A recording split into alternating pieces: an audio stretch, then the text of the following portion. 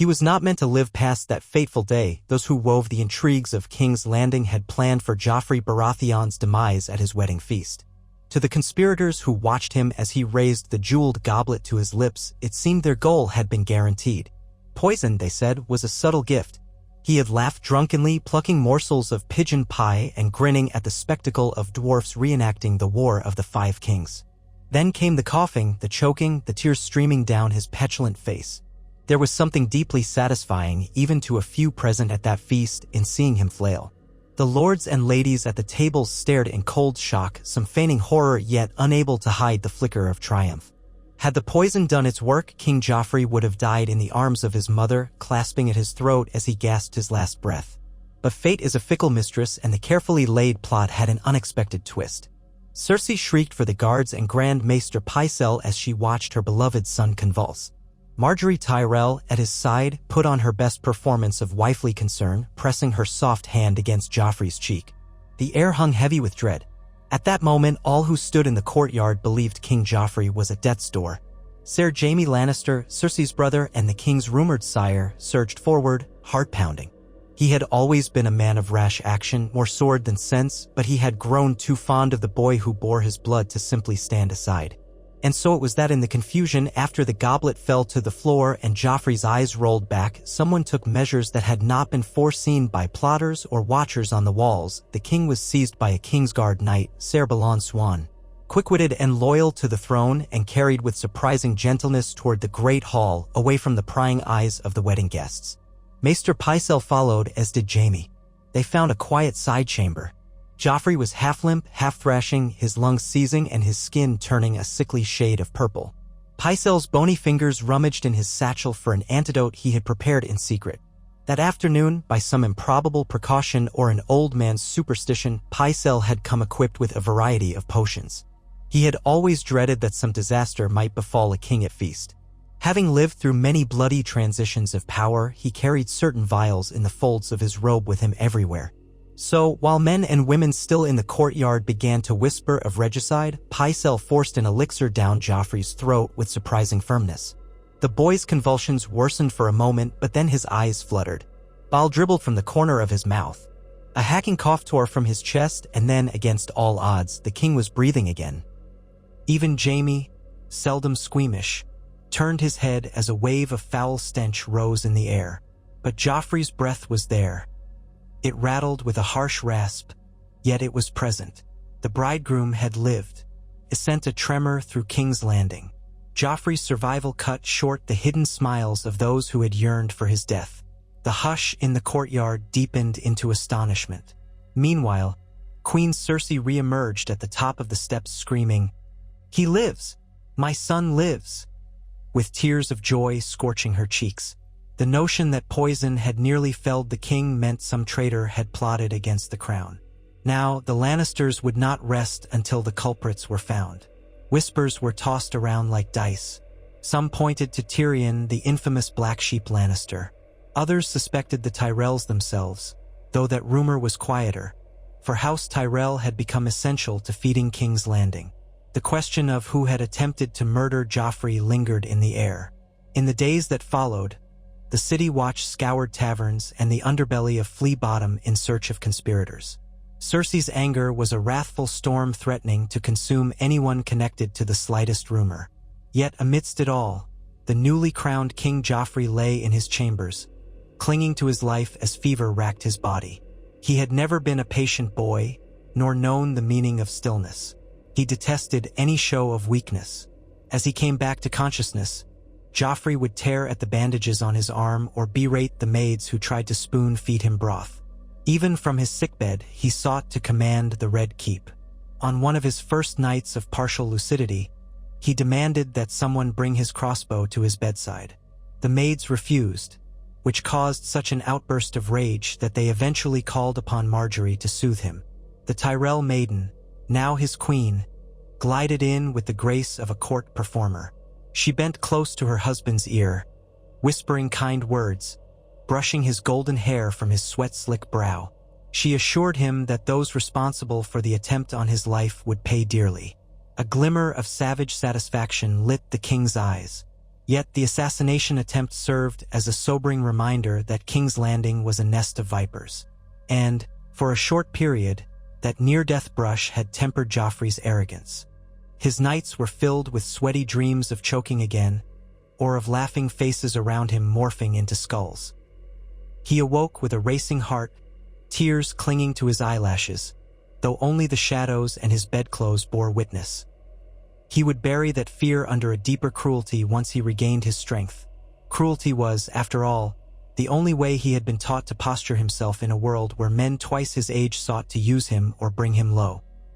When the fever finally broke, and Joffrey could walk through the halls of the Red Keep once more, it was as though he had passed through some corridor of nightmares and emerged hungrier for violence than ever before. He would not let another hand tighten around his throat. No one would see him vulnerable again. Servants quailed under the cold stare of King Joffrey. He spoke less, his words clipped, but there was a tension in his posture that every man and woman in his presence could sense. Whispered jokes in the corridors ceased. The slightest murmur in the court might provoke a suspicious glare from the Iron Throne. And from Cersei's vantage, her son's brush with death had galvanized him. She took pride in seeing him stand straighter in council meetings, brow furrowed as though deep in thought, though sometimes that concentration was no more than an act to mask his boredom. Nonetheless, the respect Joffrey demanded began to manifest not just from fear, but from the possibility that he was truly learning to rule. Across the narrow sea, Dragon's sword, and Daenerys Targaryen's name was gaining renown. Fleets traveled from Pentos to the Summer Isles, bearing rumors that the last Targaryen princess was building an army of Unsullied, forging alliances with freed slaves, subjugating cities, and holding titles like Breaker of Chains and Mother of Dragons. In the Red Keep, however, such news was often overshadowed by more immediate concerns. The War of the Five Kings had left Westeros battered. Lannisport needed provisioning. The Tyrells were pressing for advantageous positions and trade concessions. The Riverlands reeled from raids by those still loyal to the late King Robb Stark. The North was an icy question mark, with House Bolton overshadowing the scattered remains of Stark loyalists. Above all, Cersei was determined to flush out every last detail of the plot that had nearly killed her golden child. She suspected Tyrion at first, but he had vanished shortly after that chaotic night. Some believed Varys had helped smuggle him out by ship. Others said Bronn had secreted him away overland. It mattered little to Joffrey. He vowed that if his so-called uncle ever returned, he would have a special place in the dungeons for him, or perhaps a direct introduction to the headsman's block. In council sessions, Joffrey's temper was shorter than ever. Small wonder, for he wore the crown of a divided realm on a head that still ached from poison's aftereffects. Tywin Lannister, though advanced in years, remained the imposing pillar behind the throne. The clash of these two wills, grandfather and grandson, echoed through the halls. Tywin demanded strict discipline, but Joffrey would not be spoken down to as a boy. As the realm grew more restless, the king grew more impatient. The day came when a battered raven arrived from the far side of the narrow sea, carrying a message from a merchant scribe that Daenerys Targaryen had secured a fleet large enough to bring her unsullied and Dothraki to Westeros. That letter was addressed to the king himself. It was the first confirmation that the exiled Targaryen was not just a rumor or a child playing with trifling illusions, but a genuine threat who had raised armies and taken cities by force. She claims the Seven Kingdoms as her birthright, Maester Pycelle wheezed as he read the dispatch. She intends to conquer in the name of her father, the late King Aerys. An uneasy silence descended on the council. Then Joffrey's lips curled into a cruel smirk. He demanded immediate measures. "We shall not bow or bargain with any Targaryen pretender," he said, smashing his fist upon the table. "Let her come. Let her see what becomes of usurpers. My father, Robert Baratheon, destroyed her kin. I will do the same." There was no contradiction from the council, but in corners of the keep, men exchanged wary looks. Robert Baratheon had been a proven warrior, a giant with hammer in hand, beloved by soldiers for his valor at the Trident. Joffrey was barely a man grown, known for his cruelty but not for his skill at arms. And Daenerys Targaryen, if rumors were true, commanded 3 dragons. How could a puny crossbow and a vicious temperament stand against such fiery might? When word spread to the common folk that an invasion by dragonfire might soon be upon them, the mood of the city began to sour. The memories of the last Targaryen capable of laying waste to armies, the Mad King, were overshadowed by the fabled might of dragons. "She has dragons, real dragons," folks whispered, sometimes in fear, sometimes in hope. Some recalled old stories of Targaryen oppression, while others believed she might be a liberator who could break the hold of the Lannisters. The black-haired, half-starved peasants in Flea Bottom were easy to sway with talk of revolution and new beginnings. Seditious talk scurried through the alleys, and the Gold Cloaks had to crack down on any who spoke too loudly in favor of the so-called Dragon Queen. But rumor had a life of its own, unstoppable and swift, and at the center of it all sat King Joffrey. His lips curled in contempt. In secret, he sharpened his cruelty as if it were a blade. If a Targaryen wanted war, she would have it. He would show her that the Iron Throne was not taken by mere luck but held by the iron fist of a Baratheon, as he believed himself, and the cunning of a Lannister. He trained more often in the yard. Ser Marentrant was there, boasting of his skill, but Joffrey found him too predictable. The king's distrustful gaze shifted from one king's guard to the next. He ordered them to show him techniques with sword and shield. He demanded repeated drills.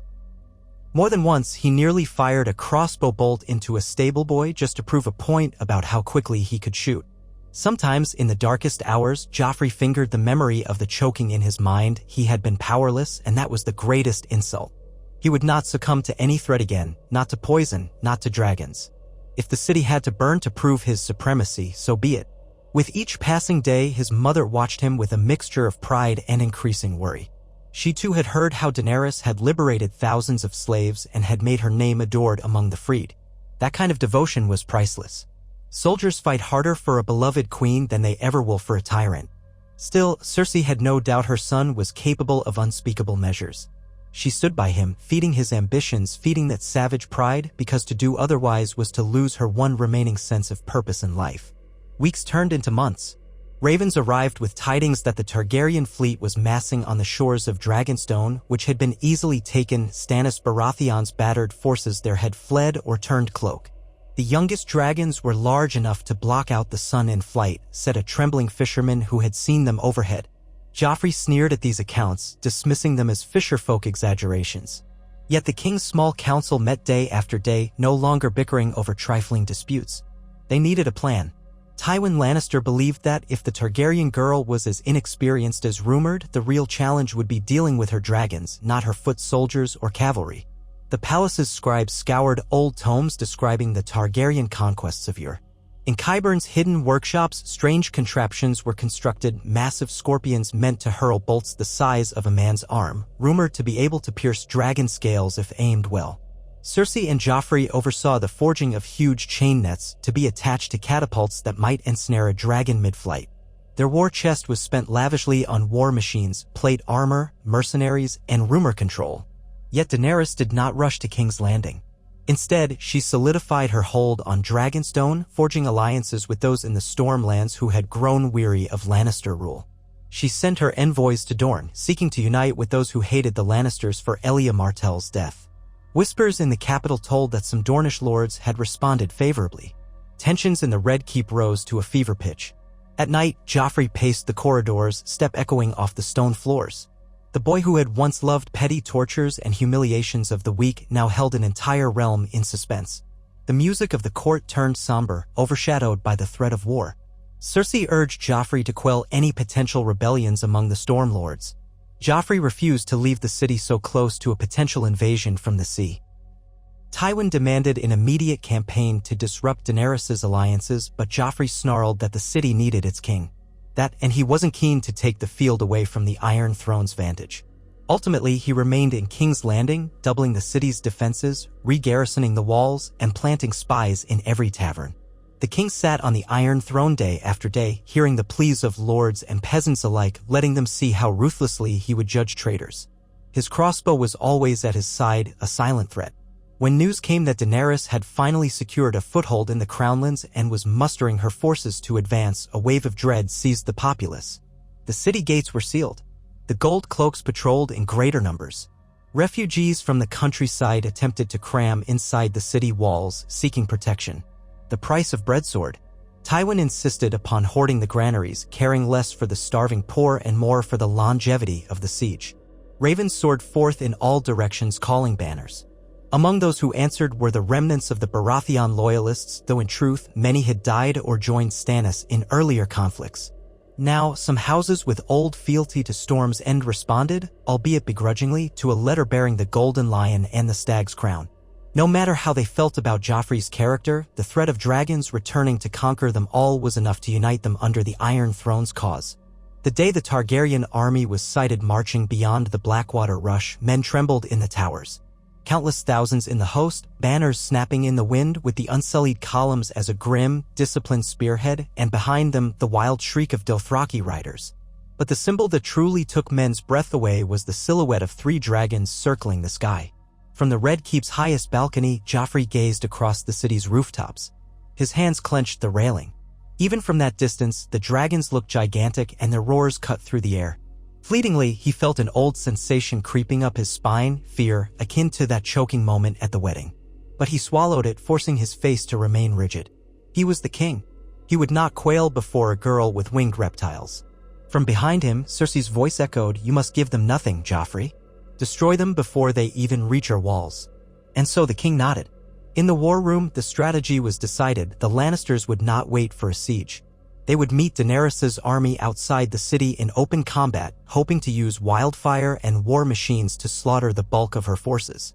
The scorpions designed for dragons were mounted on wheeled platforms, each crewed by a dedicated team. Archers would line the walls to pick off Dothraki outriders. The city gates were sealed, but a sally port was prepared for a coordinated cavalry charge to flank the Targaryen lines. It was a plan as cunning as men of war could devise and as dangerous as any attempt at dealing with dragons. Joffrey personally insisted on commanding the center from horseback, crossbow in hand. Tywin advised him to remain in the rear, behind the lines, but Joffrey's pride was unstoppable.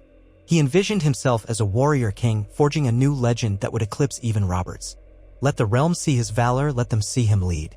In secret, Tywin Lannister cursed his grandson's hubris. If the boy died in battle, the realm might be spared his cruelty, but the Lannister hold on power would be thrown into chaos.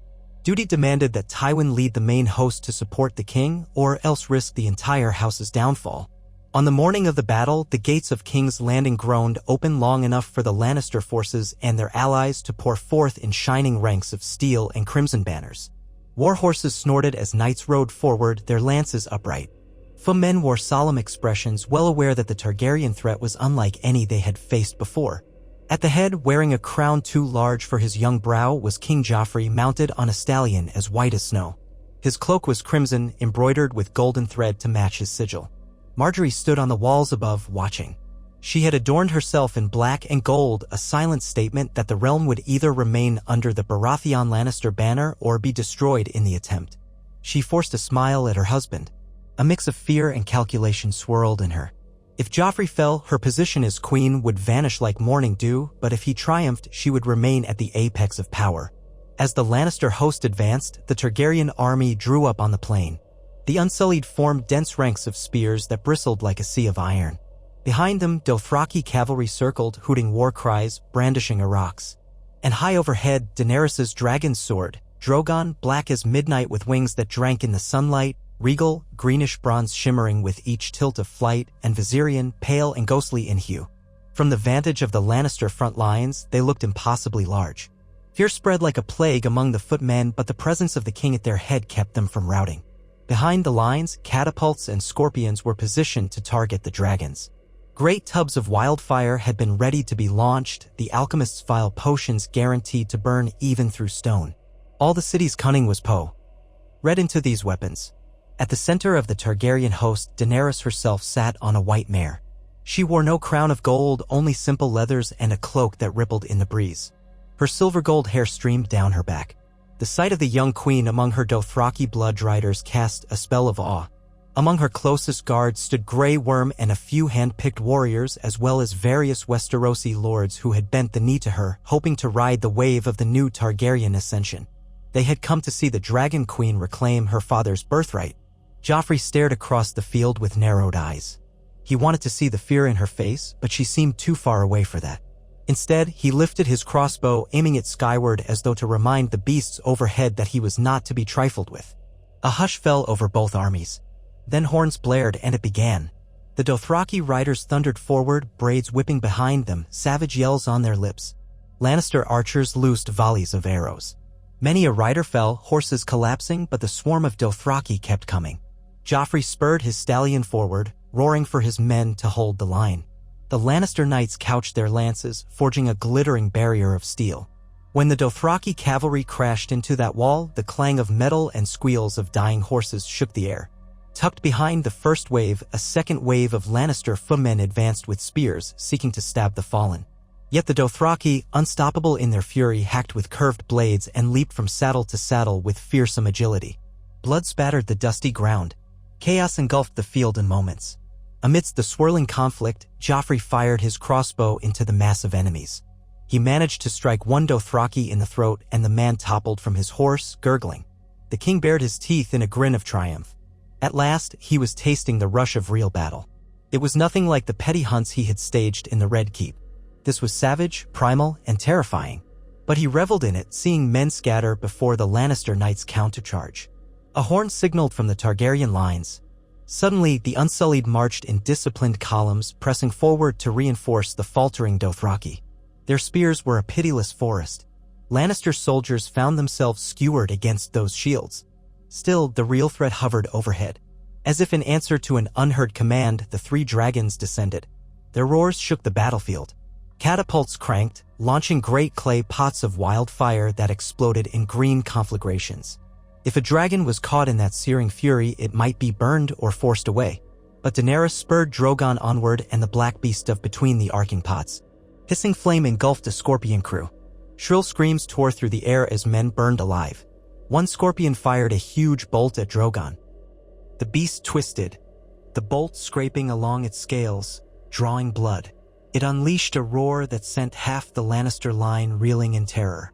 Joffrey saw it all as if in a fever dream. A chunk of his own force was in disarray, the scorpion unit ablaze. Furious, he kicked his horse, weaving between his men, screaming at them to hold their ground.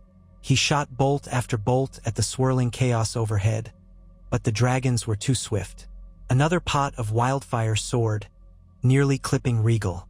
The creature shrieked, flames licking at its tail, but the green fire soon sputtered. Overhead, Viserion swooped low, unleashing white-hot flame that rolled across the earth. Men were reduced to blackened husks in an instant. Catapult crews died where they stood.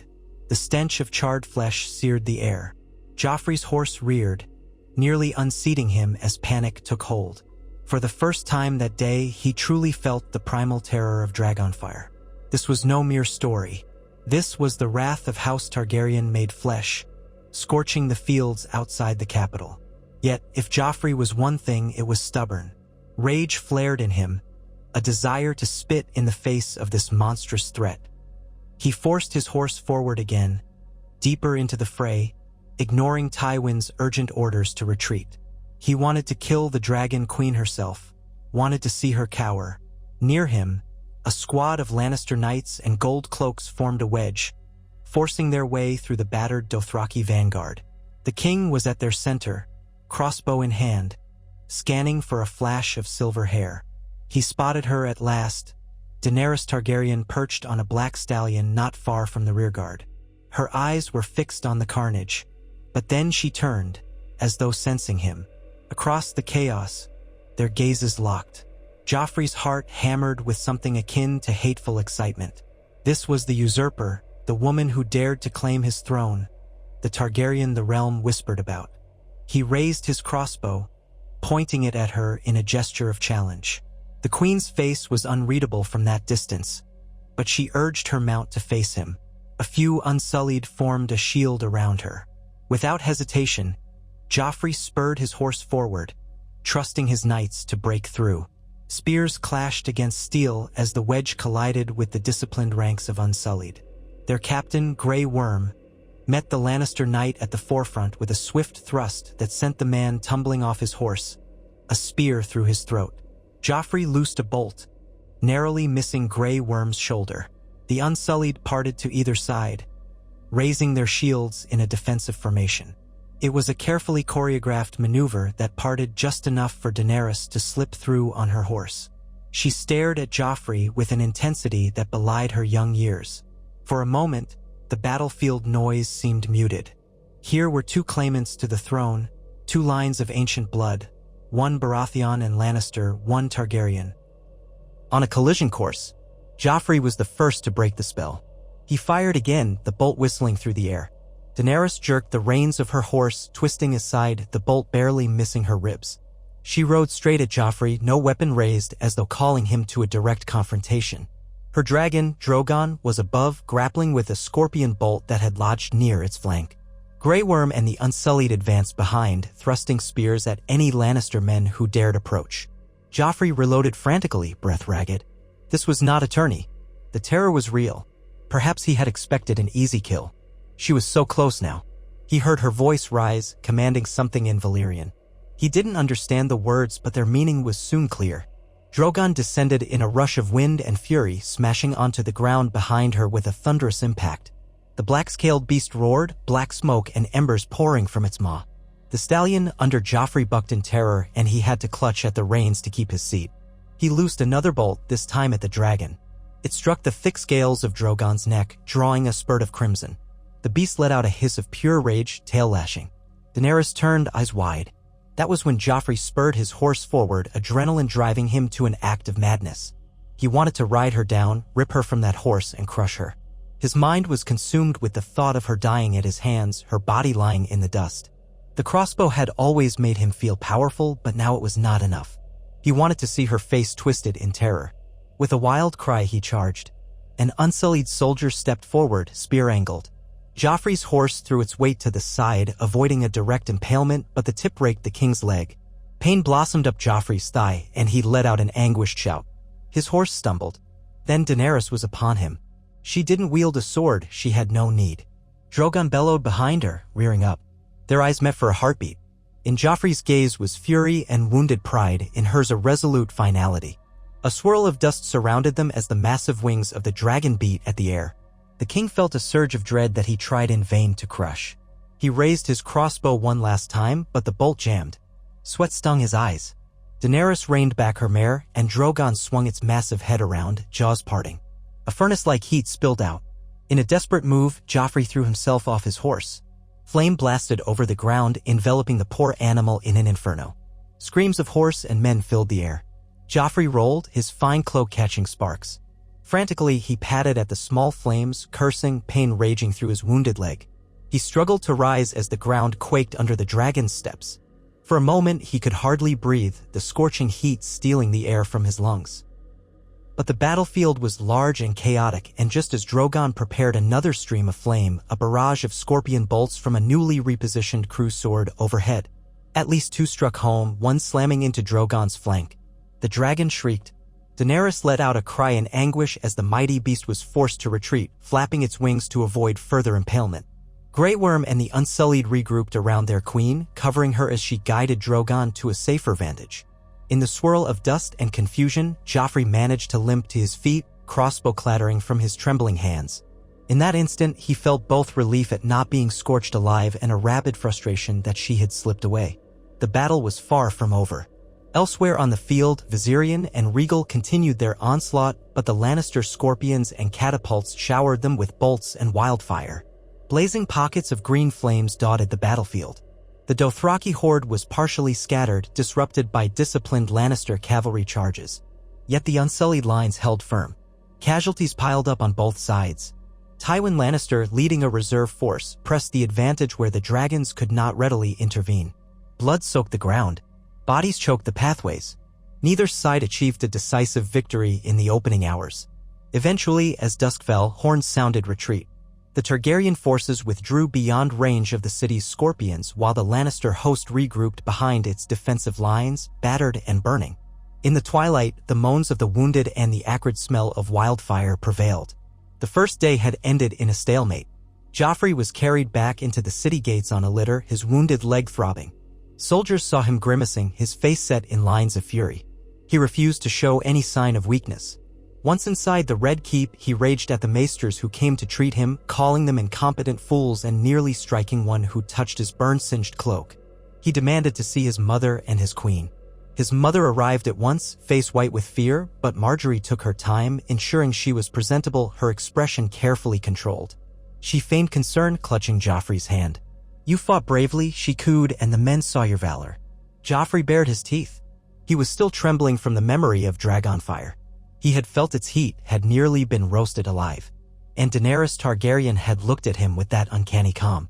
Now he burned with a hatred he'd never felt before, a hatred that overshadowed even his old sadistic pleasures. She had made him feel powerless again, if only for an instant. That was unforgivable. He vowed that night, as Pycelle applied ointments to the gash on his leg and tried to quell the bruises, that he would devise a way to destroy Daenerys Targaryen and her dragons, no matter the cost. Let the city starve, let the realm burn. He would have her head and nail it to the gates of King's Landing. Cersei encouraged this hatred, stoking his desire for revenge. Tywin, however, approached with caution. The next day, a council of war convened. Tywin's cold voice offered perspective. The Lannisters could not withstand indefinite assaults by dragons. If Daenerys pressed forward systematically, they risked losing the city to fire. Joffrey argued for another grand assault, claiming that if they could lure the dragons into range of scorpions more effectively, they could kill them. The small council fell silent, for that plan was riddled with risks.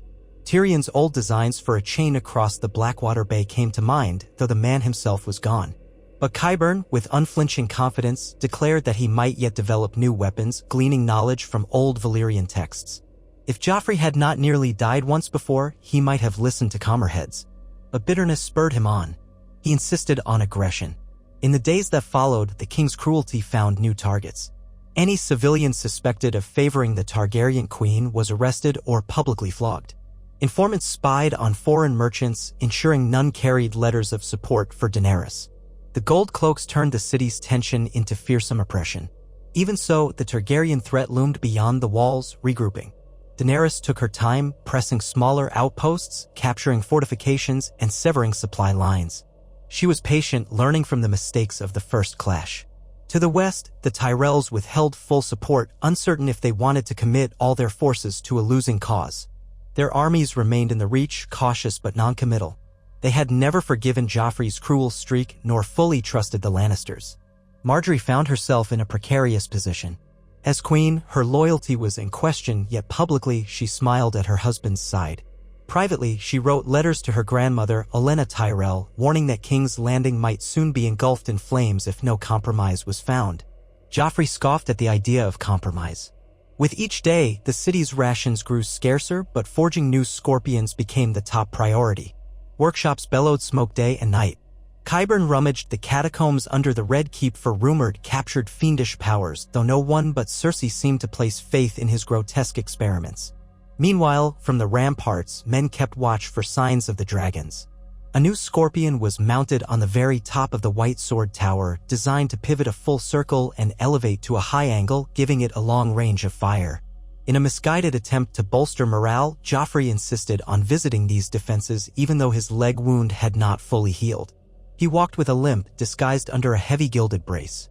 He forced a half-dozen servants to accompany him up the winding steps, ignoring the pain. Once at the top, he surveyed his city with a grim satisfaction. Let the Targaryen come again, and he would show her the full might of the Iron Throne. His crossbow hung from his shoulder at all times, its polished steel glinting in the sun, as though it too were hungry for blood. Beyond the city walls, Daenerys prepared for a methodical siege, establishing encampments that ringed the city at a distance. Any farmland or hamlet that might lend supplies to King's Landing was razed or occupied by her followers. Survivors were given a choice: bend the knee or flee. Many fled, turning the roads into streams of desperate peasants trying to reach the safety of the capital. Though few found any comfort there, the Targaryen queen was no fool. She wanted to starve the city into surrender if possible, rather than incinerate it. But with each passing day, skirmishes flared along the perimeter. Lannister knights attempted raids, only to run into Dothraki outriders who sliced them down. The air thrummed with tension. Both sides looked to the sky, waiting for the moment the dragons would once again unleash their flames. When a second confrontation finally broke out, it began with a planned sally by the king's forces. Believing he had found a moment when two of the dragons were hunting further afield, Joffrey commanded a surprise attack on a Targaryen encampment near Rosby. He led 5,000 men in a swift march by night, hoping to catch Daenerys unawares and cripple her supply lines. For a time, luck seemed with him. The Targaryen patrols were light in that sector. The Lannister force rolled over the first watch, setting tents on fire, scattering horses, and capturing a few hundred unsuspecting soldiers. Joffrey was giddy with triumph, though the night air turned the flames of the burning camp into grotesque shapes. Smoke stung his eyes, reminding him of Dragonfire. He coughed but pressed on, urging his men to kill or capture any Targaryen loyalist they found. By dawn, the entire camp was in ruins, and the king ordered the survivors bound and driven back toward King's Landing, trophies of his victory. Yet the Targaryen retribution came swifter than anyone expected. By midday, scouts reported that Daenerys herself was riding with a contingent of Unsullied and Dothraki, flanked by dragons. This time it was Rhaegal and Viserion that soared overhead. Drogon, still recuperating from the previous scorpion wounds, was absent.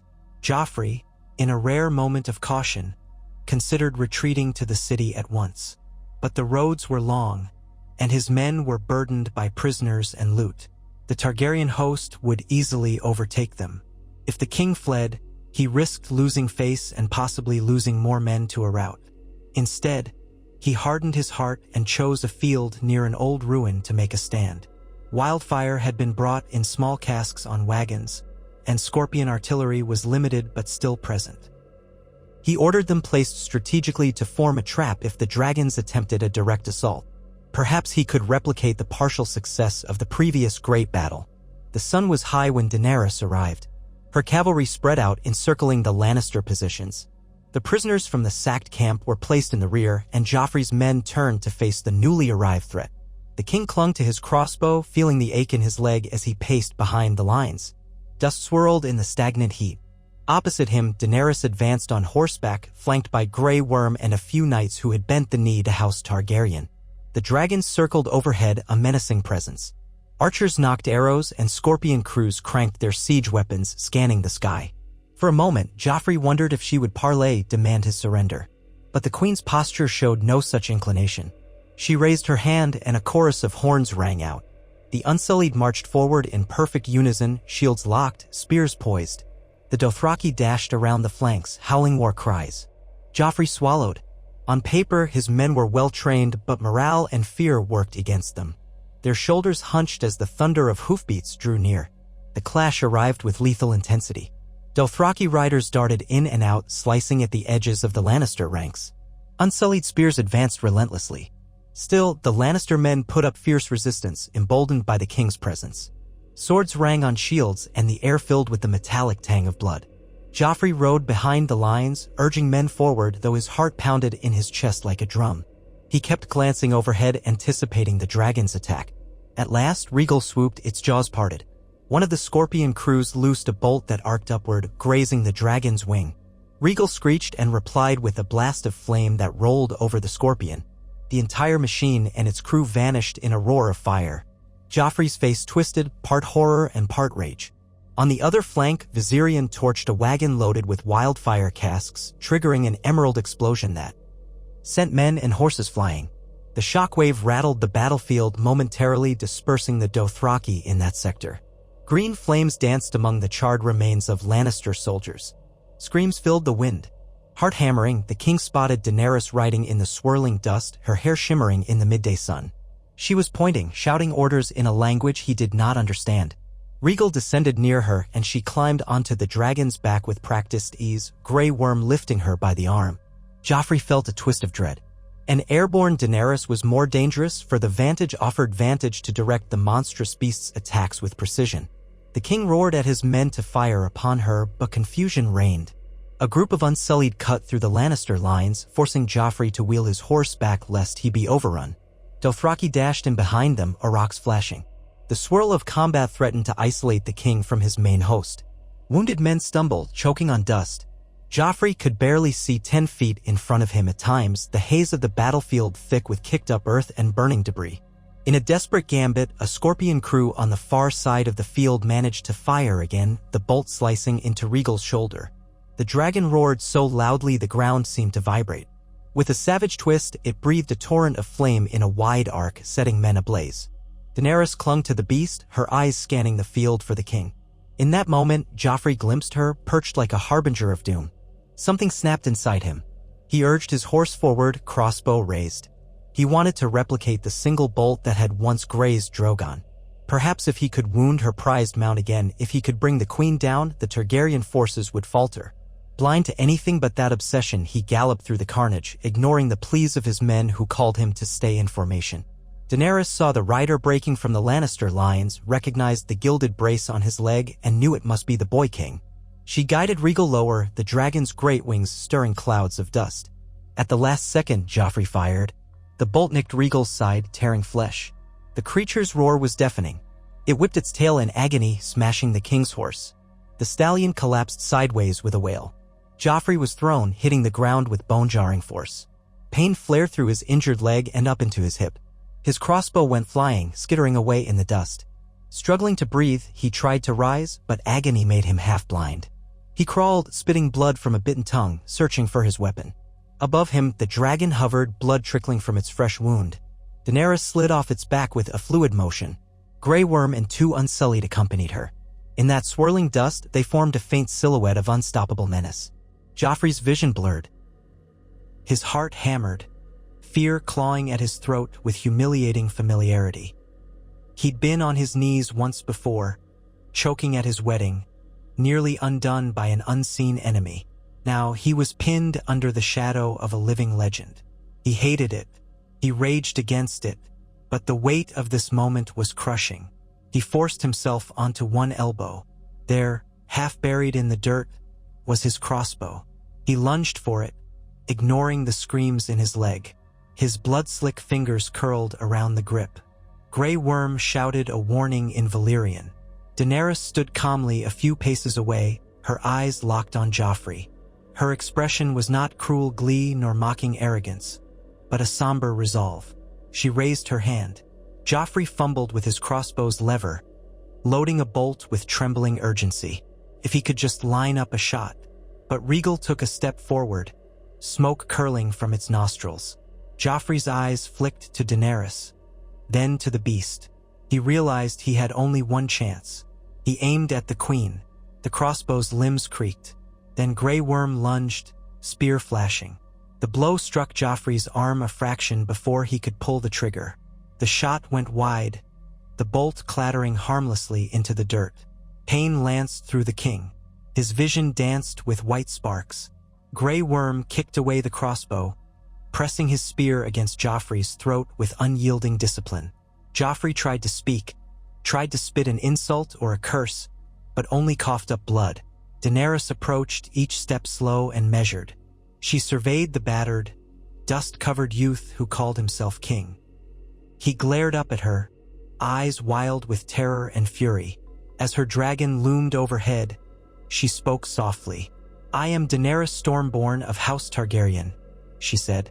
"You tried to kill me, and you have burned this land. You have crucified innocents in your city. You have enslaved people by fear. Surrender now, and I may grant you mercy." Joffrey's lips twisted. He wanted to shriek that he would never surrender, that she was a foreign usurper, that his mother would avenge him. But a bubble of blood coated his tongue. Grey Worm pressed the spear point just enough to draw a thin line of crimson. In the king's mind, everything spun. He saw fleeting images of the Iron Throne, of his wedding day, of the crossbow that once made him feel invincible. Now, he realized with dawning horror that the world was bigger than the small circle of fear he had controlled in the Red Keep. There were powers he could not dominate by cruelty alone. He opened his mouth, perhaps to mouth a final curse. But the world dimmed around the edges. He choked again, the taste of copper thick on his tongue. Daenerys held his gaze. For a heartbeat, she seemed to weigh the final stroke. Then she gave the slightest nod. Grey Worm drew back his spear. One swift motion. Joffrey felt a flash of cold agony, and the world snapped black. The king's body crumpled in the dirt of that battlefield, blood soaking into the dry ground. The gold in his hair dulled by dust and gore. A final wheeze escaped his lips, an echo of that choking boy from so long ago. No triumphant cheer arose in that moment, for death on a battlefield was too common to be marveled at. But the Dothraki howled at seeing a foe fall, and the Unsullied continued to press the advantage, capturing any Lannister men who threw down their arms. Rhaegal let out a pained snarl, flapping its injured wing. Daenerys placed a hand upon the beast's scales, trying to soothe it. She looked down at the body of the dead king. There was no joy in her face, only grim acceptance. A single puff of dragon fire consumed the crossbow that had once been Joffrey's prized weapon, turning wood and steel into molten slag. The blazing embers danced away on the wind. In the hours that followed, news spread like wildfire. King Joffrey Baratheon was slain in battle, the Dragon Queen victorious once more. The Lannister forces at Rosby capitulated or fled in confusion. Within days, the city of King's Landing would learn of the Boy King's downfall, and the precarious seat of power he had clung to would be shaken. At the Red Keep, some would mourn him in fearful silence, others would rejoice at the end of the tyrant. Cersei, Tywin, Marjorie all would face the uncertain future that came with the Targaryens' ascendance. But for the moment, on that smoky battlefield, Daenerys Targaryen stood tall with her Unsullied, her Dothraki, and her dragons, the echoes of conflict still ringing in the air. History had changed course. The realm had witnessed the final, savage attempt of Joffrey Baratheon to keep his hold on power, and it had cost him everything. He was not meant to see the morrow after his wedding day, or so the conspirators had planned. None in King's Landing quite expected the poison that blossomed in his wine to fail. They had been so certain he would choke out his last breath in front of all those gathered lords and ladies, every sneer, every cruelty he had inflicted returning to him in a final moment of torment. They had been confident as they watched him lift the jeweled goblet to his pale lips, so full of self-satisfaction in the midst of the lavish celebrations. Pigeon pie, dwarfs reenacting the War of the Five Kings, Marjorie Tyrell's polite, wifely smiles, everything was arrayed for a spectacle that ended in horror. His face turned red, then an alarming shade of purple, breath seized in his chest, and for a long heartbeat it appeared fate had played its hand. He collapsed, convulsing on the stone. The spectators froze as if turned to statues, an entire court riveted by the ghastly drama, with some among them scarcely concealing their pleasure. Servants dropped platters of food, courtiers rushed to see if the Boy King was indeed breathing his last. Tyrion Lannister, the despised uncle, lingered close, his expression unreadable. All were convinced the king would be dead within moments. But fate has its own designs, and on that day, it was not quite ready to release Joffrey Baratheon from the realm of the living. As he clawed and flailed, eyes bulging, Grand Maester Pycelle, shaky as an old willow, lurched toward him, rummaging frantically in the depths of his robes.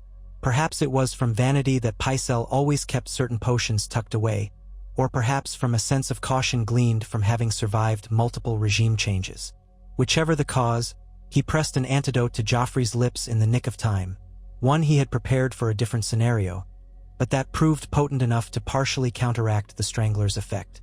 The boy coughed out a last grotesque spasm, then continued to breathe, gulping air as though dragged from deep underwater.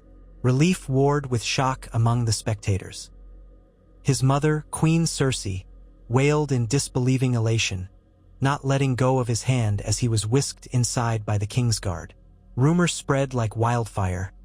King Joffrey had survived an attempt on his life. He had coughed blood onto the dais and clawed the marble floor, but he had survived.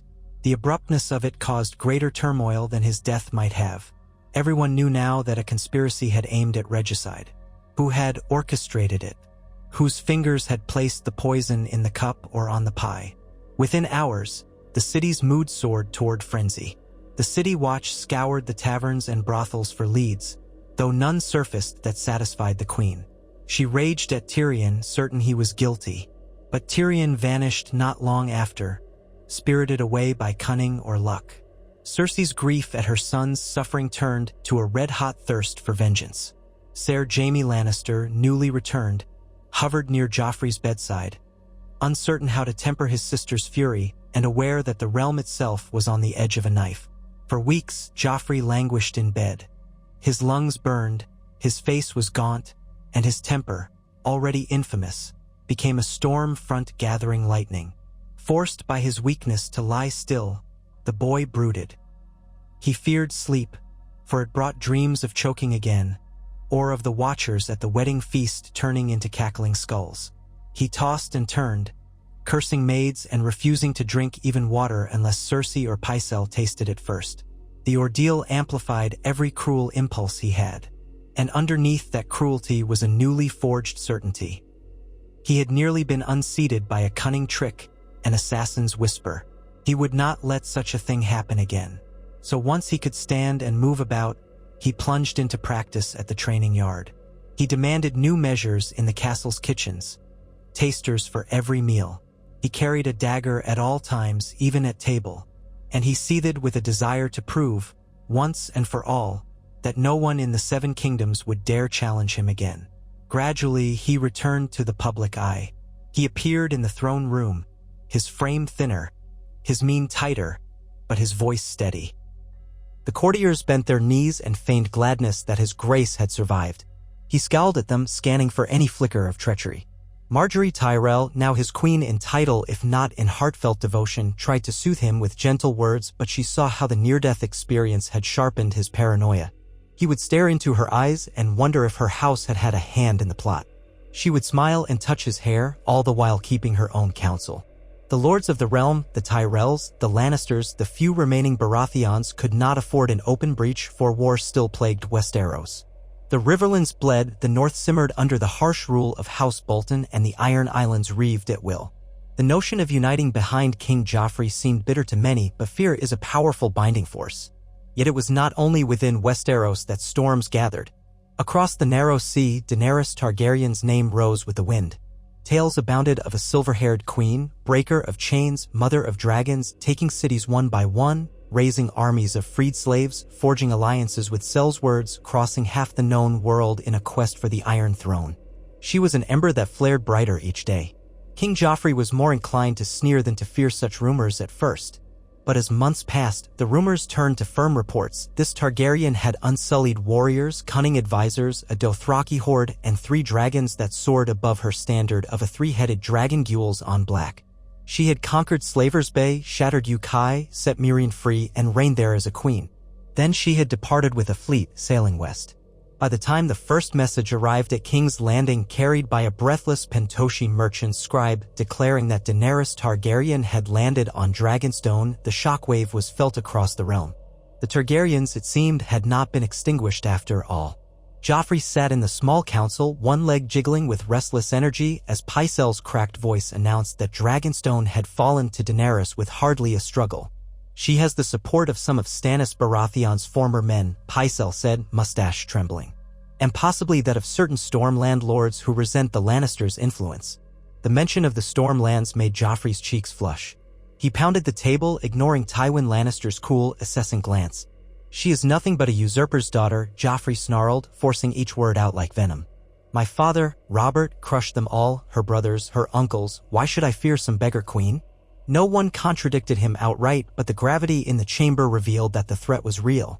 Tywin, stone-faced, began ordering inquiries into the Targaryen numbers. How many ships did she have? How many unsullied? How large were the dragons? Joffrey's face contorted at each detail, as though physically repulsed by the notion that she might be a danger. But once the council ended, he locked himself in his solar and brooded. Another challenge was rearing its head. Another threat to his rule. The first had been the poison at his wedding, carried out by some unknown conspirator. Now a Targaryen soared above the waves, claiming the birthright that Joffrey's father had taken by conquest. Before, the boy king might have written it off, but the memory of choking on his own wedding day had carved a lesson into his pride. Even the mightiest can fall if they grow careless. So Joffrey began preparations in earnest. He demanded new scorpions constructed for the city walls, war engines that could launch massive bolts. He wanted greater supplies of wildfire. He tested the loyalty of every man around him, from gold cloaks to stable boys, to ensure that no conspirator would hand the city over to a silver-haired stranger. He called upon lords to muster their levies, promising them wealth and power if they stamped out any Targaryen sympathizers. The cost in coin was enormous. The Lannister coffers, not what they once were, strained under the weight. Tywin attempted to rein in the king's more extravagant plans, but Joffrey bristled. A wedge was driven deeper between them with every argument. Cersei, unwavering in motherly love, sided with her son, encouraging him to defend the throne and punish any hint of disloyalty. The city's gloom deepened. Common folk had grown weary of war. First the War of the Five Kings, then the continued skirmishes in the Riverlands, and now the threat of an invasion by dragon. Grumblings rose among the small folk. Some claimed they would prefer to yield to Daenerys, who was said to be a liberator of slaves. Others bristled at the prospect of another tyrant on the throne. But no one dared speak too loudly, for Joffrey's new, paranoid cruelty now extended to suspected Targaryen sympathizers. Men were dragged through the streets by gold cloaks, tongues cut out if they so much as joked about bending the knee to dragons. Still, time passed. Daenerys did not immediately fling herself at King's Landing. Instead, she cemented her hold on Dragonstone. She dispatched envoys to the Stormlands, to the Crownlands, and to Dorne. Whispers said Dorne might welcome a Targaryen queen to avenge Elia Martell. Tension at the Red Keep rose like steam in a kettle. Joffrey began sleeping with a dagger under his pillow, crossbow propped by the bed. His nights were restless, plagued by half-waking nightmares. In them, he saw a great black shadow with wings fold around him, saw the moment of poison replayed as a monstrous dragon's mouth devouring him from within. He would wake in a sweat, teeth clenched. Servants dared not ask if he needed comfort or if he was frightened. All they knew was that he emerged each morning more vicious than the last. At length, outriders confirmed that Daenerys had set sail from Dragonstone with a portion of her force, moving closer to the Blackwater Bay, while the remainder camped at Rosby and Duskendale, forging alliances with local lords or subduing them. The presence of dragons caused entire garrisons to surrender before a battle could begin. At the Red Keep, the king's small council converged daily. They decided on a bold strategy. Meet Daenerys in open battle before she could fully circle the city. Catch her at disadvantage. Tywin believed an ambush with scorpions and wildfire might break her dragon's advantage. Joffrey agreed. He hungered for a chance to prove himself Robert Baratheon's heir in feats of war. The memory of the wedding poison still whispered in his ear. He wanted the city to see him triumphant over a foe who dared challenge his rule. Cersei, for her part, wanted an end to the Targaryen threat before it fully coalesced into an unstoppable siege. The day dawned bright and hot when scouts reported Daenerys' approach from the east. Thousands of Lannister soldiers and their allies marched out under the lion and the crowned stag. Sunlight blazed on their armor, though the hearts of many men were dark with fear. This was not like fighting Starks or Greyjoys. This was the rumored mother of dragons, come to reclaim her family's seat. Yet King Joffrey was at their head, a slender figure in ornate armor, crossbow slung across his back. He rode a proud warhorse, flanked by Kingsguard in pristine white cloaks. Tywin commanded a large contingent on the right flank, accompanied by battle-tested Lannister bannermen. In the rear, supply wagons carried casks of wildfire. On the walls behind them, other Scorpion crews waited, ready to turn the city's defenses into a killing zone if the dragons drew near. They met Daenerys Targaryen's host on the wide, open plain beyond the Blackwater. She had unsullied, rank upon rank of spears, disciplined and silent. She had Dothraki outriders, braids flying in the wind, their horses stamping the earth. And overhead, circling like omens of doom, soared 3 dragons. Drogon, black as coal, regal a-mottled, greenish bronze, and Viserion, pale like molten gold.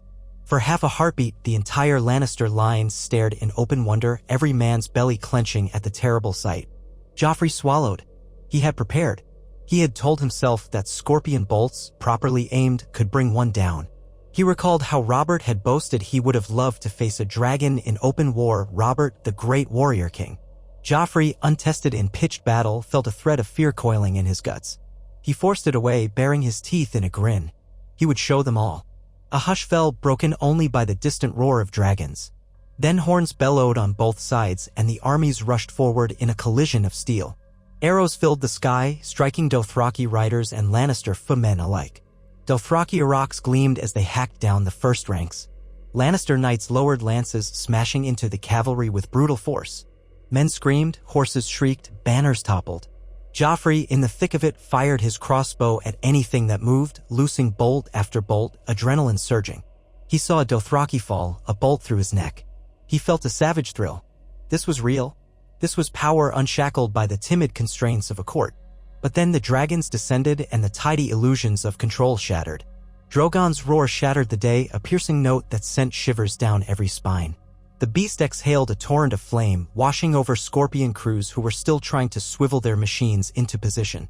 A handful managed to loose a massive bolt. One struck Drogon's flank, drawing a gout of blood. The dragon screeched, flailing in midair. Joffrey exulted, so these creatures could be hurt. But the triumph was short-lived, for Rhaegal and Viserion swooped in retaliation, bathing rows of men in fire that burned so hot, armor fused to flesh. The stench was unbearable. Horses ran ablaze, howling in agony. Pockets of green wildfire also exploded, turning sections of the battlefield into emerald infernos. The confusion was unimaginable. Some of the Targaryen forces reeled from stray blasts of wildfire, while entire squads of Lannister soldiers were incinerated under dragon flame. From the city walls, scorpion crews tried to aim at the writhing shapes overhead, but the swirl of battle made every shot perilous. Amid this chaos, Joffrey pressed forward, flanked by a wedge of knights. He refused to allow the king's standard to retreat. He wanted to see Daenerys Targaryen fall. He had heard she was somewhere behind her unsullied lines, commanding from horseback. If he could strike directly, kill or capture her, the entire invading force might collapse. And so, ignoring Tywin's shouted orders to keep formation, the king urged his riders into the thickest fighting. They collided with the unsullied phalanx, whose spears bristled in perfect discipline. The first wave of Lannister knights died on those points, skewered by unwavering precision. Joffrey, some paces behind, fired another bolt into the mass, and though he likely killed one soldier, it did nothing to break the line. The Unsullied parted for a moment, revealing a figure mounted on a white mare. Daenerys Targaryen with silver-gold hair streaming down her back, flanked by Grey Worm and her close guard. Even across the tumult, the two locked eyes. She was younger than he had expected, but she sat with a quiet composure that seemed almost inhuman. He felt a lance of hatred, recalling the moment he had choked on the wedding dais, powerless. He spurred his horse forward. Her guard closed ranks around her, but he fired another bolt which clattered off a shield. A swirl of dust and bodies tore them from each other's view. The dragons shrieked overhead, snapping and twisting as more scorpion bolts soared. One found Rhaegal's hind leg, evoking a roar that seemed to split the sky. In the swirl of green fire, black smoke, and the glint of steel, the battle devolved into scattered pockets of brutality. Joffrey's men dragged him away before he could find Daenerys again, warning that they would all be cut off. Furious, he struck one knight across the helmet with his gauntlet, screaming that he was king, that they must press on. But the lines were collapsing. Tywin had signaled a retreat to reorganize behind the city's outerworks. The Lannisters had inflicted heavy casualties, yet the dragons remained lethal and the field was a slaughter. As dusk fell, Daenerys pulled her battered host back as well, mindful of further wildfire traps. Both sides licked their wounds. Small pockets of Lannister archers continued to fire, but the main clash ended in stalemate. On the ride back to King's Landing, Joffrey raged, his calf cramping from hours in the saddle, throat still acrid from the smell of burning flesh. He had never witnessed horror like this. Men had melted inside their armor. Yet a part of him, the part stung by constant fear, was gratified they had managed to wound Drogon, even if it was not a mortal blow. Perhaps the Targaryen queen now realized he was not a child to be trifled with. She would see that the Lannisters had weapons enough to fight dragons. Over the coming weeks, neither side dared risk another direct assault on that scale. Daenerys' advisors cautioned her about the potency of wildfire, about the scorpion bolts that could fell even a mighty beast if they struck the right angle. She moved her forces methodically, capturing holdfasts around the crownlands, tightening a noose. Joffrey, meanwhile, refused all suggestions that he sue for peace or yield. He told his mother that the realm was his by right, that he would rather see King's Landing burned than kneel to a Targaryen pretender. She believed him. Tywin, recognizing the severity of the threat, poured resources into forging more scorpions, recruiting sellswords, and sending ravens to the Tyrells. But House Tyrell, grown wary of Joffrey's cruelty, hesitated to commit fully. They had supplied Marjorie to be queen, but now that war threatened total devastation, the Tyrells waited to see which way fortune's winds might blow. And so the capital prepared for siege. Ships in the harbor were scuttled or pressed into service. The chain that Tyrion had once commissioned was partially restored to block enemy vessels. Flocks of refugees who had tried to flee the Crownlands turned back to the city, hoping to find safety behind the walls. Food became scarce. Cersei insisted on hoarding what little grain and salt beef remained for the defenders. Rumors spread among the small folk that if Daenerys took the city, she might show mercy as she had in Slaver's Bay, freeing the oppressed. Others cursed her name, recalling the tales of the Mad King who had threatened to burn them all. Whispers abounded that Joffrey was half-mad himself, itching to unleash wildfire if the city came under direct attack. Fear enshrouded King's Landing, thick as the summer heat. In the Red Keep, Joffrey's temper grew as raw as a fresh wound. He seldom slept well, haunted by nightmares of choking and scorching flames. Whenever news came of a Targaryen victory in the field, another minor castle bending the knee, he lashed out. He had servants whipped for minor slights. He threatened to execute entire families if they were rumored to hold Targaryen sympathies. Marjorie Tyrell, walking a perilous line, sought to calm him in private, offering sweet words and feigned adoration. But she saw the cracks forming in the realm. If the city fell, she feared for herself and her house, uncertain which side to support in her heart. She had heard stories of Daenerys Targaryen's compassion for those under the boot of tyrants.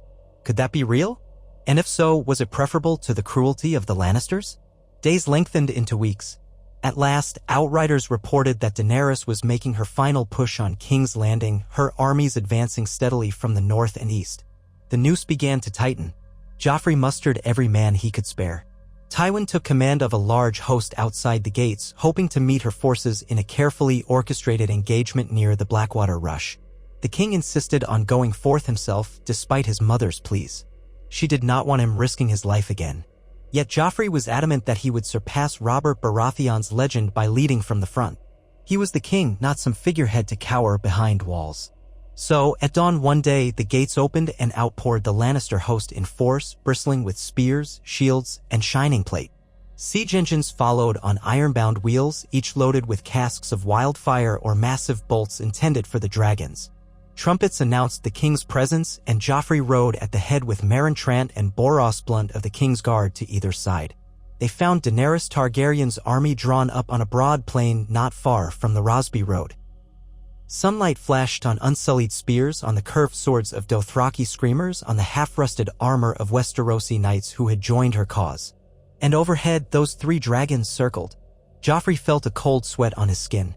That old fear twisted in his stomach. But the sight of Tywin's banners to his right heartened him a little. The plan was simple. If deadly, they would provoke a direct confrontation, lure the dragons into range of concentrated scorpion fire, and unleash wildfire traps. Any slip by Daenerys would be punished instantly. If fortune favored them, one dragon might be slain outright. Without the dragons, the Targaryen host, though formidable, could be overcome by sheer numbers. It was a gambler's throw, but Joffrey's pride demanded no less. The horns of war sounded. The Dothraki thundered forth, meeting waves of Lannister cavalry in brutal collisions. Arrows whistled from both sides. The plain erupted in chaos. Joffrey rode among the front lines, crossbow raised, firing at any swirl of motion that wore the wrong color. He struck a few foes. He was not an unskilled shot, but the churn of men and horses made it a nightmare. Then, with the wind of thunderous wings, the dragons arrived. Viserion's white-hot flame engulfed a cavalry wedge near Joffrey, incinerating half a dozen knights before they even screamed. Rhaegal soared overhead, unleashing a torrent that set entire catapults ablaze. The Scorpion crews tried to aim, but swirling dust and panic made it impossible to coordinate. Some shot blindly, missing the dragons by yards. Others launched bolts that soared wide, striking friend and foe alike. The unpredictability of wildfire proved as dangerous to the Lannisters as to the enemy. Green fire roiled across the battlefield, devouring men, melting steel. The stench of scorched flesh assaulted everyone's senses. Joffrey, half deafened by the din, forced his horse to gallop through the carnage. He spotted Daenerys some distance away, her silver hair unmistakable as she directed the movements of her unsullied with crisp efficiency. Rage and a warped sense of destiny propelled him forward. If he could strike her down, perhaps this war would end. He signaled a group of knights to follow, forming a wedge aimed at the Targaryen queen. They slammed into the unsullied lines, which stood fast behind tall shields. Several knights were dismounted, spears thrust through visor slits. Joffrey loosed a bolt into the ranks. One Unsullied fell, but another quickly replaced him, blocking the king's path. The boy king tried to reload, but in that moment of distraction, a spear scraped his side, ripping through the leather beneath his gilded breastplate. Pain ignited along his ribs. He almost tumbled from the saddle. A knight behind him hacked the spear away, letting Joffrey cling to the reins and stay mounted. Blood seeped through his garments, hot and sticky. He swore in fury, ignoring the dizziness. Then, in the swirl of dust, he saw Daenerys Targaryen staring straight at him. Her expression was grim, resolute. She was not cowering. She gestured in Valyrian, and Regal, overhead, banked sharply. Joffrey's eyes flicked up, realizing the dragon was angling to unleash fire. Heart-hammering, he tugged his horse's reins, but the crush of bodies made it impossible to flee. Flame roared from the sky, engulfing a clump of Lannister foot soldiers just a few yards away. Their screams were strangled by the furnace-like blast. A wave of searing heat washed over the king, singing his hair, nearly suffocating him with the reek of sulfur and burning flesh. He coughed, blinking tears from his eyes. His horse reared, shrieking in panic, and Joffrey had to cling to its mane. Through the shuddering chaos, he forced a reload of his crossbow. His blood pounded in his head. The pain in his ribs was excruciating, but the mania of battle drove him on. Daenerys was only a short distance away, guarded by Grey Worm and other Unsullied. He raised the crossbow, took a ragged breath, and fired at the silhouette of the queen. One of her guards moved quicker than thought and interposed a shield. The bolt ricocheted harmlessly away. She stared at him, eyes bright with anger, or perhaps pity. He mouthed a silent curse, wrenching at the mechanism to fit another bolt. But fate intervened. A wave of retreating Dothraki horses plowed into the cluster of Unsullied, sowing momentary confusion. Grey Worm pulled Daenerys back from the churn of hooves, leaving Joffrey an opening. He spurred his horse, ignoring the rivulet of blood trickling under his armor. He almost reached her. But Regal swooped again, an impossibly vast shape overhead, and this time the scorpion bolts from the city's walls found their target. One struck the dragon near the hindquarters. The beast roared, writhing in midair, spraying fire blindly as it crashed lower. Flames whipped across friend and foe alike, and Joffrey's horse screamed as a wave of hot embers showered its flank. It lurched violently. Joffrey lost the reins, tumbling hard to the ground. The breath was driven from him. Searing agony lanced through his ribcage. He rolled, mouthful of dust and blood. Instinct told him to crawl, to find cover, to do anything but stay there. He heard the monstrous pounding of Regal's wings somewhere behind him, the roars of men, the shriek of twisted metal. When he managed to rise to his knees, crossbow miraculously still slung over his shoulder, he looked up to see Daenerys Targaryen again. She was close now, having dismounted, possibly to calm her wounded dragon. He saw his chance. For a heartbeat, the entire battlefield seemed reduced to the two of them, as though all the swirling conflict melted away into haze. She turned, eyes widening when she recognized him, this battered boy king in red-stained armor. He scrambled for the crossbow, heart-hammering. She sucked in a breath as she realized his intent. Grey Worm was behind her, but the swirl of dust made it uncertain if he could close the distance in time. Joffrey lifted the crossbow, ignoring the taste of iron in his mouth, ignoring the thunder in his ears. He aimed at Daenerys. Her lips parted. Perhaps she thought to speak, to call out a final order, or to breathe in for a dodge. But Joffrey fired. The bolt flew. It slammed into her upper shoulder near the collarbone. The impact spun her partly around, and a cry escaped her lips. She dropped to one knee, staggering, one hand pressed against the bolt's shaft. Grey Worm yelled in alarm. Joffrey let out a ragged bark of triumph, astonished that he had actually struck her. He struggled to stand, to load another bolt, to finish it. If he could kill her now, the war might end. But pain devoured him. His vision blurred for a moment. Grey Worm lunged forward, spear leveled, while another Unsullied soldier loosed a javelin that soared right past Joffrey's ear. The king tried to step back, foot tangling in a dead man's arm. He crashed onto his rear, fumbling for a fresh bolt. It was too late. Daenerys, though gasping with pain, hissed something in Valyrian. Regal, wounded but furious, roared overhead. Joffrey saw the black jaws open, saw a swirl of flame building in the dragon's throat. He dropped flat, half covering his head with an arm as a column of fire blasted forward. But Daenerys must have been cautioning Regal not to engulf her as well. The flames scorched a ring around Joffrey, setting corpses aflame, but not him. He felt his hair singe, felt the blistering heat, thought he must be dying. Miraculously, he remained uncharred, though the burning air choked him, left him gasping. He realized the ground beneath him was too hot to bear. His limbs felt alight with agony. He clawed at the dirt. Grey Worm seized him, yanking the crossbow from his hands. In a daze, Joffrey lashed out, scratching at the Unsullied's armor, but he was weak from blood loss. The man forced the king onto his stomach.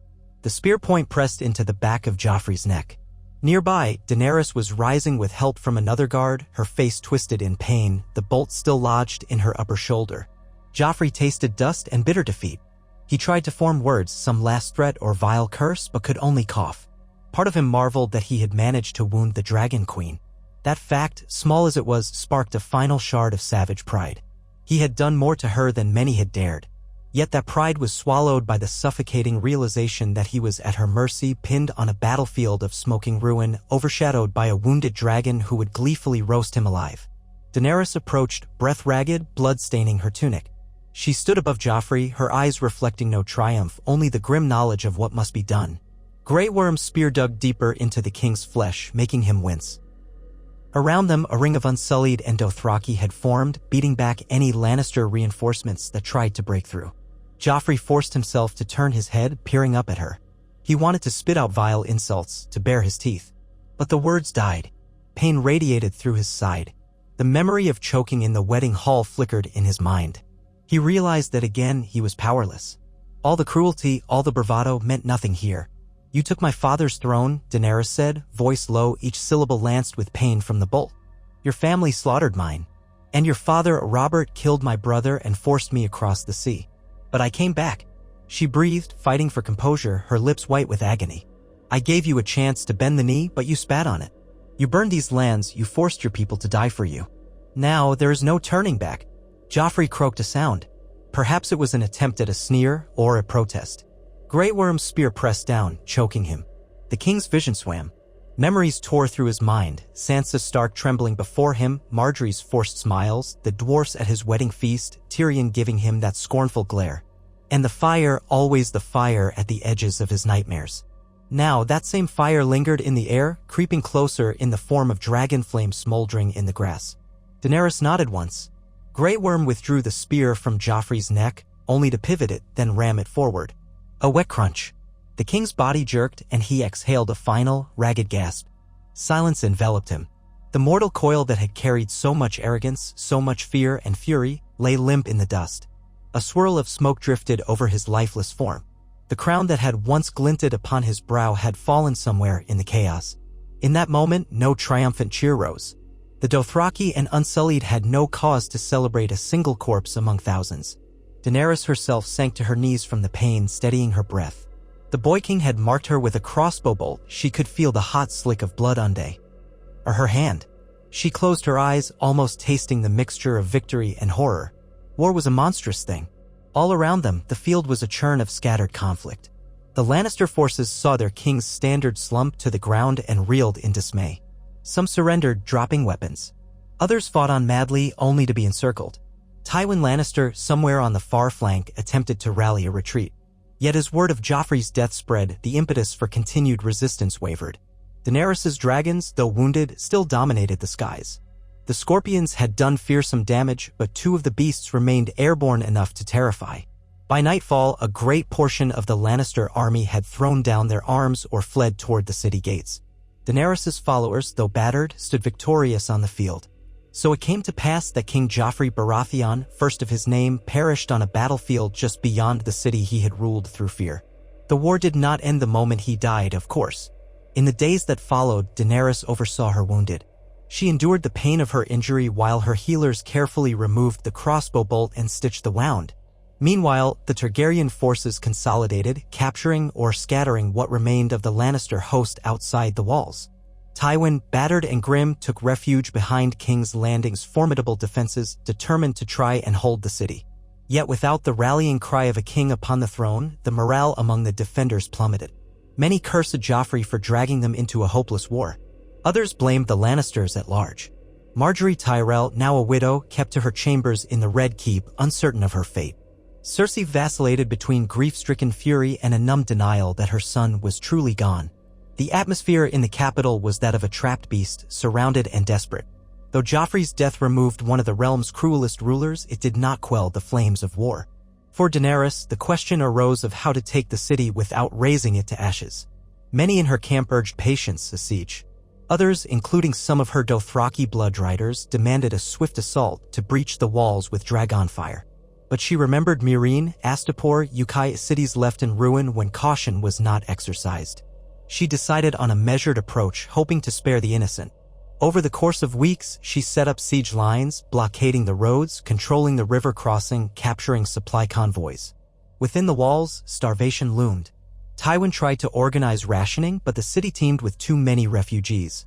Unrest simmered dangerously. Cersei believed wholeheartedly that it would be better to burn the entire city than yield. She demanded the release of wildfire caches hidden beneath the streets, echoing the Mad King's old madness. However, Tywin forcibly took the measure of them, not trusting his daughter's mental state after losing Joffrey. Quarrels erupted in the Red Keep. Marjorie, well aware that her position was now precarious, quietly reached out to the Tyrells, urging them to parley with Daenerys. The Tyrells, having once pinned their hopes on forging a strong alliance with the Lannisters, now saw a chance for an accord with the Targaryen queen. Rumors circulated that Olenna Tyrell had begun secret correspondence, bartering that Highgarden would open its granaries if Daenerys recognized the Tyrell claim to certain regions. Thus, the city waited in a tense stalemate, walls bristling with scorpions that might or might not keep the dragons at bay. All the while, the ghost of Joffrey Baratheon hovered over the Red Keep, his memory an emblem of the horrors that had pushed the realm to this brink. Daenerys healed slowly. The crossbow wound left her weaker than she cared to admit, and she carried a jagged scar on her shoulder. When news came of Tyrell emissaries approaching, she allowed them an audience. In a large pavilion outside the city, under truce banners, Daenerys sat with her advisors Grey Worm, Missandei, Ser Barristan and Selmy, who had once served the Targaryens in the Kingsguard, and others. The Tyrell envoys, along with representatives from what remained of the Lannister court, gathered. No one could ignore the smell of decay drifting from the battlefield in the distance. Nor could they ignore the silhouettes of dragons perched on ridgelines, watchful. The negotiations lasted for days. Tywin Lannister refused to appear in person. He would not bow to Daenerys, nor would he trust any Targaryen safe conduct after the day's carnage. Instead, he sent Kevan Lannister along with Pycelle, whose trembling voice wavered as he tried to muster arguments that House Lannister could remain in power. But Daenerys had little reason to yield. The city was all but starved, its defenses circled. The king was dead. Even if Tommen Baratheon, Joffrey's younger brother, were placed on the throne, it would not undo her conquest. Many small folk within the walls whispered that if the gates opened, Daenerys would feed them, free them from tyranny. The memory of her father, the Mad King, still haunted the older generation, but she was not Aerys, and word of her mercy in Slaver's Bay had trickled in. The only question was whether Tywin would risk turning King's Landing into a second field of fire, or a second sack like when Robert took the city. Perhaps ironically, the violence Joffrey had sowed in his short, savage reign left the Lannisters with precious few allies. House Bolton in the north had enough trouble suppressing Stark loyalists. The Freys were concerned only with the Riverlands. The Greyjoys remained a wild card.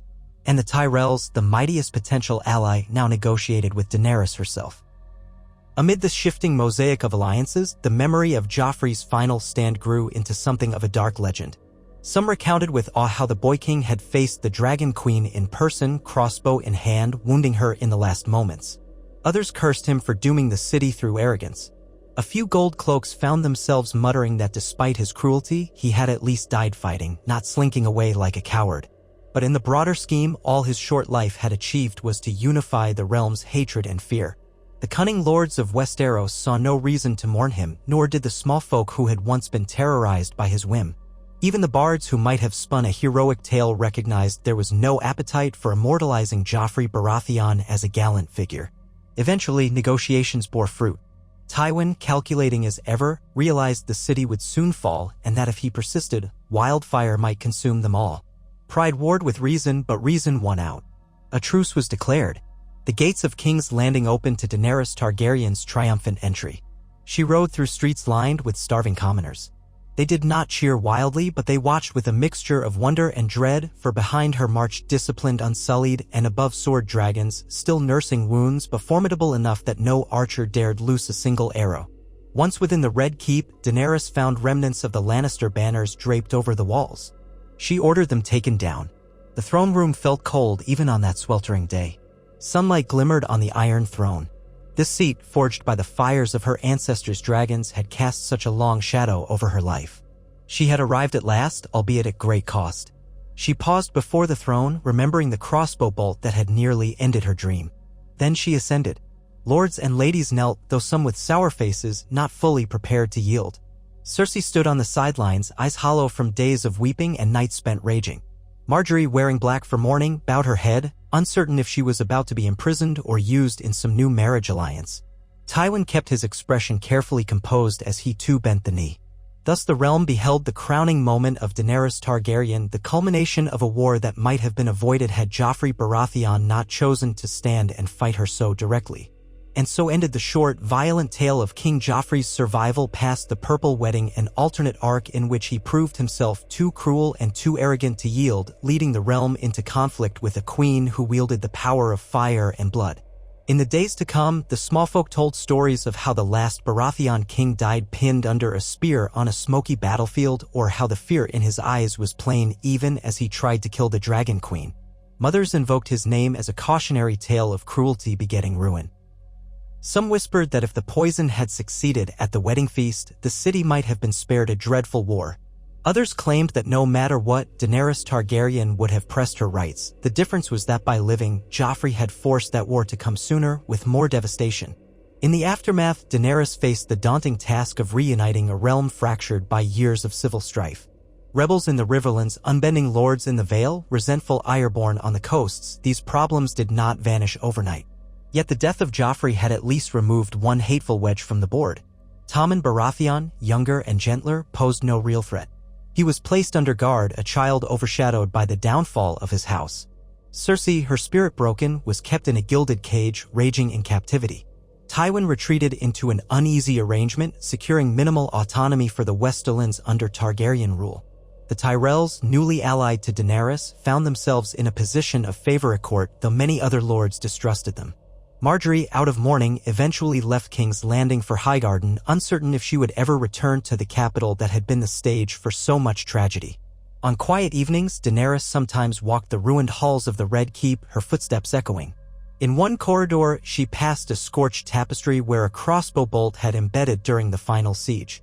The memory of Joffrey's shot at her shoulder still throbbed faintly when the weather changed. She took small comfort that the wound had not festered, though it left a mark she would carry for life. She did not dwell on him overmuch, there were too many tasks at hand.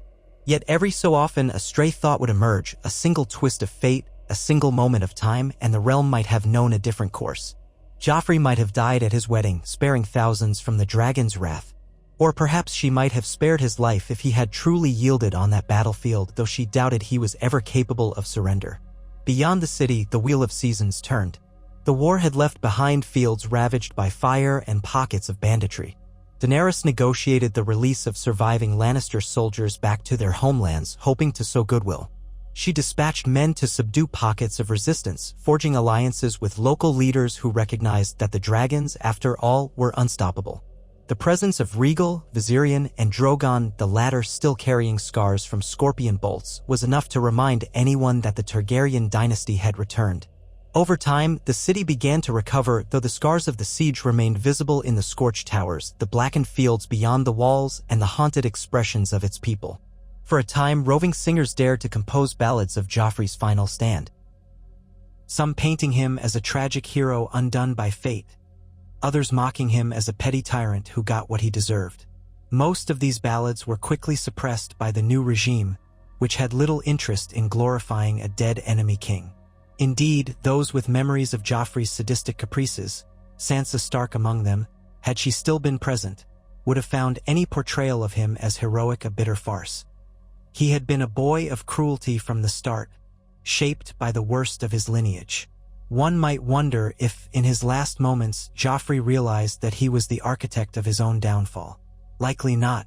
The fear that had clung to him since the wedding day, the dread of losing power, had propelled him into reckless confrontation. The father he knew, Robert, had once overthrown a dynasty with a warhammer in hand. Joffrey, untempered by humility, believed he could echo that feat, ignoring all counsel to the contrary. In so doing, he crossed the path of a queen who commanded living flame. If chance had been kinder to him, he might have fled the city or sought a truce. But that was not in his nature, nor in the nature of those who had shaped him. So he died as he had lived, thrashing against forces he could not control. In the annals of Westeros, the short rule of Joffrey Baratheon earned only a dark footnote. It was overshadowed by the reign of Daenerys Targaryen, who would go on to tackle the realm's deeper woes, healing the devastation of the War of the Five Kings, addressing the North's restlessness, and forging pacts to keep Dorne within the fold. She faced new threats, from across the sea and the far north, but none so personally entwined with her fate as the golden-haired boy king who had once held King's Landing in the palm of his bloody hand. Had he died when fate first demanded, at the moment poison touched his lips, the city might have been spared another wave of agony. But the strands of destiny had tangled, granting him those extra months of life. In the end, they made little difference except to multiply the suffering. Years later, perhaps a few old knights or courtiers would remember the details. They might recall the day Daenerys rode into King's Landing with scorch marks on her sleeve, or how the green flames of wildfire dotted the horizon. They might murmur that Joffrey nearly won that day, or that if not for a single scorpion bolt that forced Rhaegal's fire wide, the king could have died sooner. Tales circulated, losing detail with each retelling, until the event was reduced to a half-dozen contradictory stories of how the last Baratheon king dueled the Dragon Queen, each version with a different moral. But the deeper truth endured among those who had witnessed the actual horror.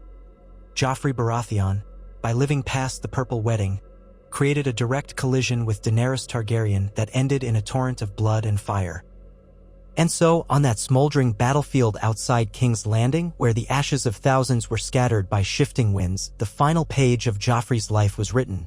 The boy who fancied himself an immortal lion discovered that dragons do not heed the braying of lesser beasts. When Grey Worm's spear struck, the last illusions of his invincibility went out like a candle in a hurricane. His legacy, if one could call it that, lay in the blackened bones of men and the twisted wreckage of siege machines in the scorched war-torn roads leading to a city that had once gasped in terror at his whims. And in the Red Keep, for generations to come, folks would mutter how the ghost of a cruel king might still linger in certain corridors, forever choking on an invisible poison that was, in truth, his own making. Yet the realm itself, at last, turned a new chapter under a queen who had known both chains and dragons, forging a different path from the ashes of the old.